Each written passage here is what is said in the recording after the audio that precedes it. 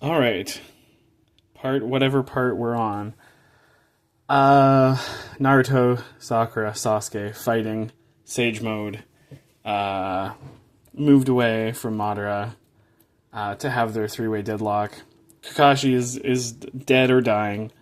Um, we're back. Uh, Itachi told Kakashi not to let Madara be. He told him to keep Madara distracted at all costs. Don't let Madara have a spare minute to think, because if he does, he'll find out Itachi is trying to suck up the whole illusion into his sword. Carrying on, Madara senses Kakashi's chakra fade as he bleeds out on the ground.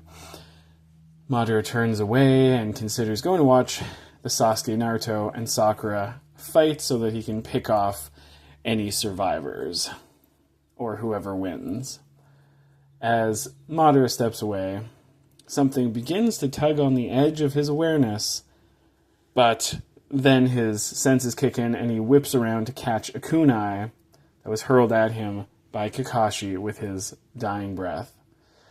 Madara says, "Pathetic." And then he looks at the kunai. It's those three-pronged ones that have the writing on the handle.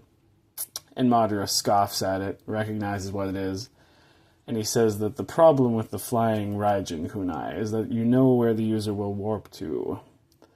And under his mask, Kakashi smiles. As Madara goes in for a finishing blow with a Rinnegan rod, a metallic, loud clanging sound begins, like metal being rattled against metal.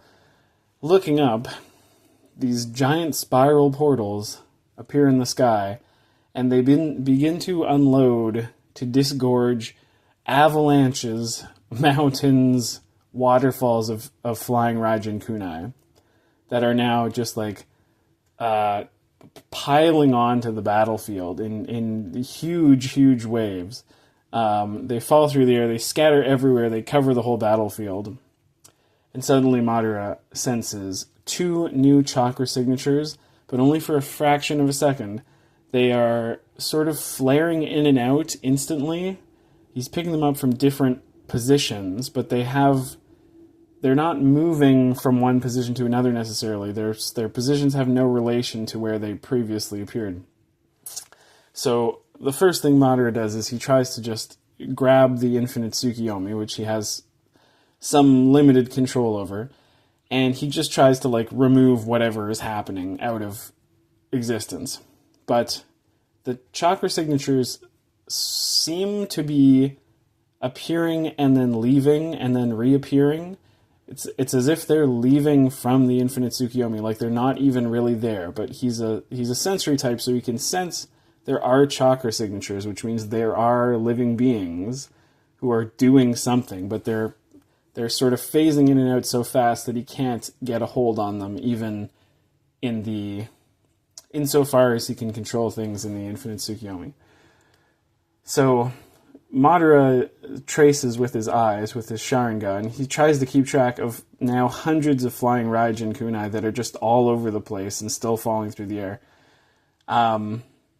He can sense a chakra signature flare up behind him but then disappear in an attempt to, kind of like a feint attack, like an attempt to throw him off his balance. It didn't attack him, it just appeared behind him and disappeared. The chakra signatures aren't overlapping, they're warping to different places. He can't track their movement because there's no predictive element in sort of teleporting or warping.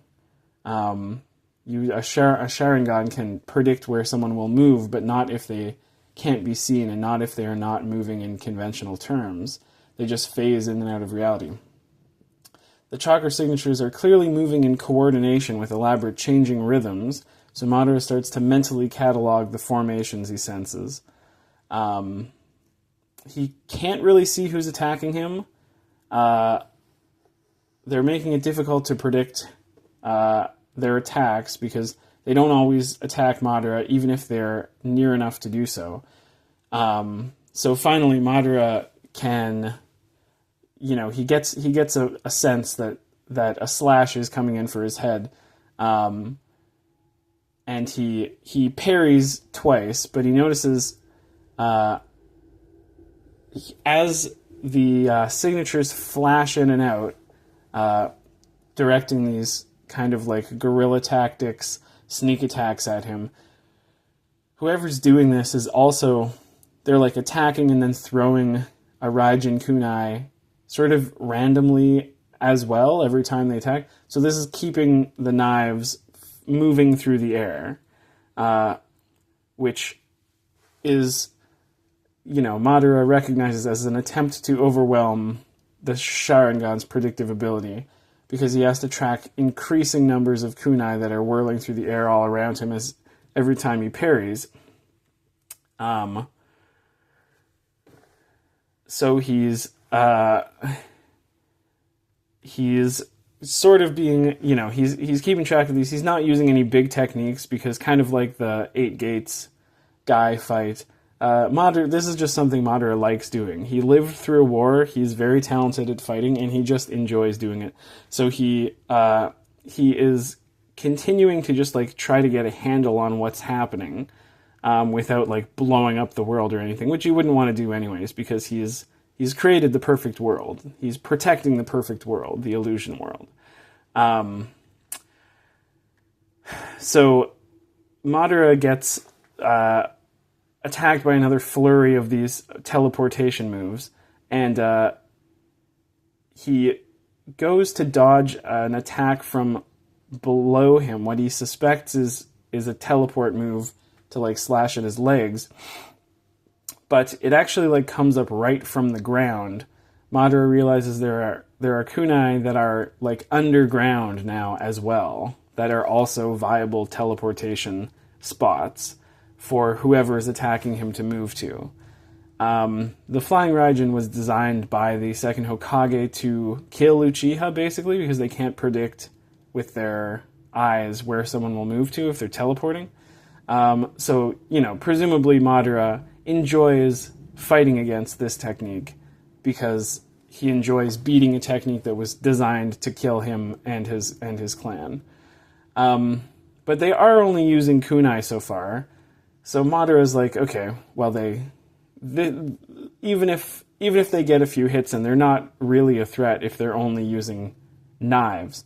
But looking down to his leg, where he got nicked, he sees that like half of his foot is just like gone, like cleanly, not cut, but just missing.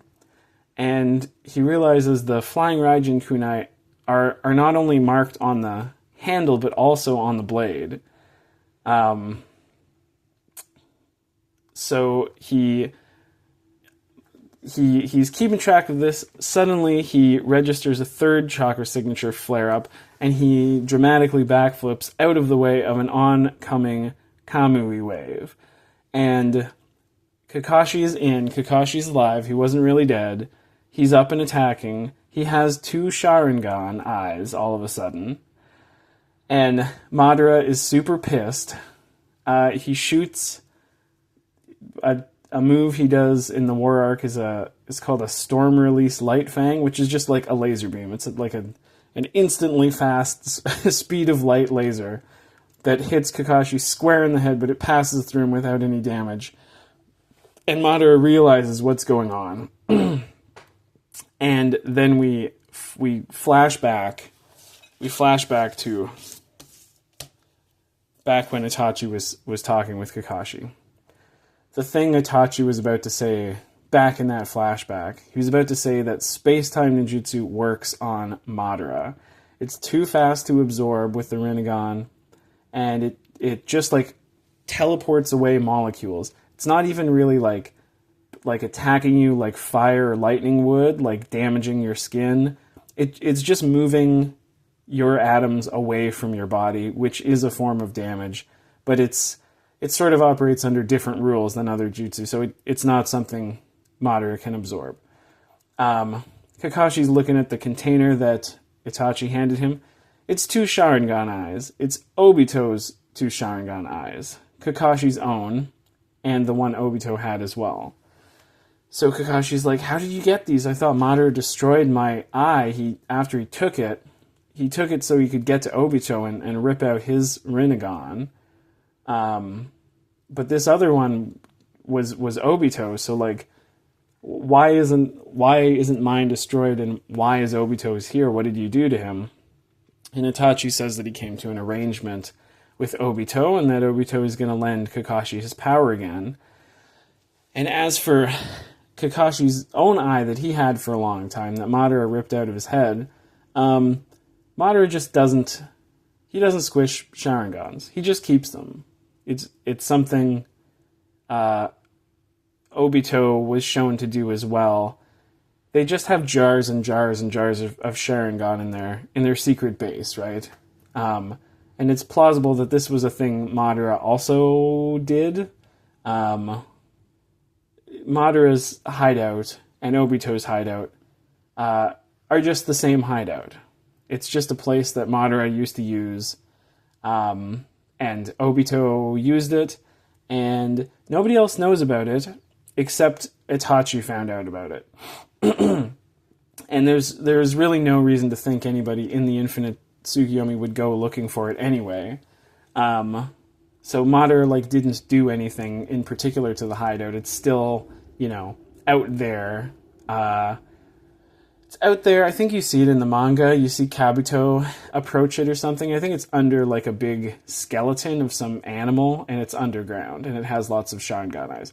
Point being, Itachi recovered Kakashi's Sharingan, and Itachi says, "Okay, I'm installing these eyes into your real body right now as we speak." And Kakashi's like, "Oh my God!"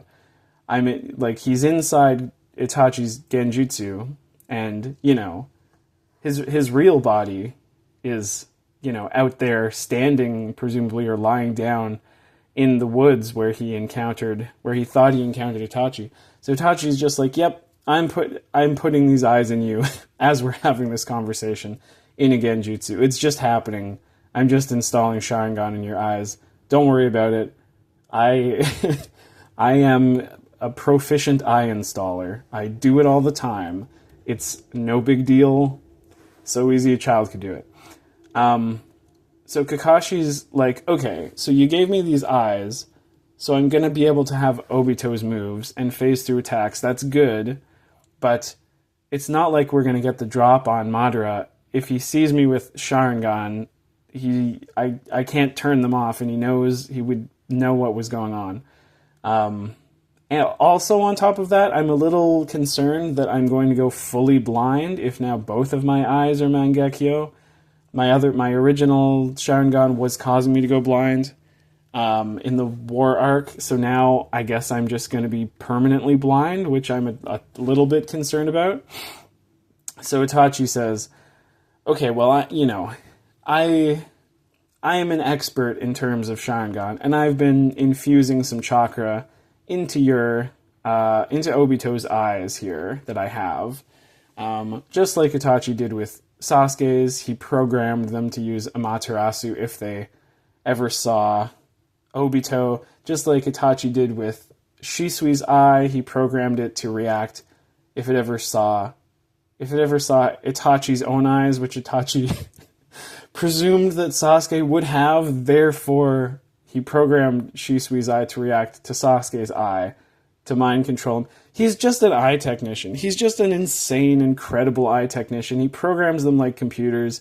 He's a super genius. I have no idea how you would ever do this. It doesn't make any sense to me. But he can just make eyes do things. He can just program code into Sharingan eyes. It's just a thing Itachi can do. It happens many, many times in the manga, and that's just a fact. So he says, "Okay, you can turn them on and off now. You're no longer Kakashi. You're no longer sort of locked in to having the Sharingan on all the time. You can turn them on off now. I just programmed them. I coded them to react to your chakra. I infused them with some Uchiha chakra. It doesn't cost a lot to turn them off, you know. It's like a light switch now. It's fine.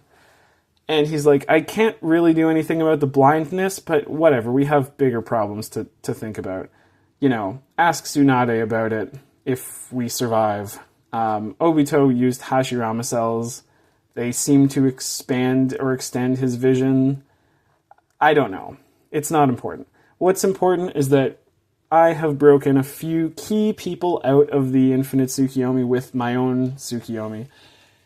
And you guys are going to use Space-Time Jutsu on Madara. You're going to be a squad of the greatest space-time users of all time. There's going to be 3 of you. You're going to be phasing through Madara's attacks, keeping him distracted while I try to shut off this whole illusion thing. The guys I'm setting you up with can teleport outside of the infinite, because you go into a pocket dimension. It's like Kamui. Kamui links you to a different dimension. So does teleportation. You go into a little pocket dimension. Luckily, even these memory clones that Madara set up, they're so good that even if you go into a pocket dimension for a second, they won't, like, poof. They won't turn into smoke. Because he's sort of interwoven like real tissue using the 6-Path Sage Jutsu stuff. He's made the clones as realistic as possible, so even if they're outside of the Infinite Tsukiyomi for a second, when they go to a pocket dimension, that's okay. I ran some tests, it's gonna work. You guys just need to work on your team strategies. I'm gonna talk you through those now. He's got it all. Itachi's just... He's unstoppable. He's got it all. Okay, so let's jump back to this fight for a little bit. So Madara, his next move is to use like a huge fire technique. One of the huge ones that just envelops the whole area, turns the whole place to hell. So he can, hit wherever they're going to teleport to, whoever's teleporting around. He's just going to use an AoE to hit the whole area, so it doesn't matter where they appear, they're just going to be hit. Okay, so Kakashi's response to this like hellfire wave is, now that he's got 2 Mangekyo, he's going to use the special ability that you can only use when you have 2 Mangekyo. Not Susanoo, because that was designated as Itachi's special thing only. Itachi's techniques are all named after Shinto gods, and it was clear in the manga when he said the left eye does one technique, the right eye does one technique, and both of them together do a third technique. He didn't say both Mangekyo together always do Susanoo. That was just kind of like weirdly retconned and added in. I don't think other people... Maybe Sasuke can have Susanoo, because it's his brother and he has Amaterasu anyways. But Kakashi shouldn't have Susanoo. Madara shouldn't have Susanoo. It just doesn't make sense. It's Itachi's technique. It's not the everybody technique. All this is to say, Kakashi's new move with both eyes, both of Obito's eyes, is he can open portals and then open other portals that will, like, connect. He can connect space, basically. So Madara does this huge fire move, but Kakashi opens up these portals that like suck in the fire move and spit it back out. So like the wave of fire that was expanding outwards from Madara is now expanding inwards back towards him. Okay. And so Madara prepares to absorb the flames, but he anticipates a double-layered strategy where he's like, okay, they want me to absorb the flames, and then the teleporting guys are going to come and slash me with the flying Raijin kunai. So I'm not going to absorb the flames. I'm going to anticipate where they're going to hit, and then I'll just avoid the flames. I'll just like summon a big creature to tank the hit, and then I'll just move. So this works. Madara like throws off the rhythm of the people who are teleporting, and he sort of predicts what they're doing, and he sort of hits both of them simultaneously with the Rinnegan Rod. Not a lethal blow, but he does nick both of them. And who is working in a squad with Itachi, who are the greatest space-time ninjutsu users of all time that Itachi brought into the fight. It's Minato and Shisui, memory clones of people who are dead. Itachi has set their minds free. They're in the fight. Kakashi with Kamui, Minato with Flying Raijin, and Shisui with the Body Flicker. The three greatest space-time users of all time are going up against Madara. And I guess Shisui's like the last thing I'll mention is Shisui technically does not use space-time jutsu in canon. His body flicker is just where you like move really fast. It's what ninjas do to jump from tree to tree really quick. You can't use it in combat. Shisui's special. He's the only guy who can do that technique during a fight. Maybe it's hard to control or something. But for all intents and purposes, what Shisui does is exactly the same as what Minato does. He moves fast, he teleports, and he appears somewhere. So I'm just going to say, we're just going to slightly change that. Just, strike that from the record and just say Shisui, he's a space-time guy. He's not using the Flying Raijin, but his technique is essentially exactly the same as the Flying Raijin. He's a space-time boy. The three of them are the three ultimate space-time boys. They're going up against Madara. And that's the end of the video.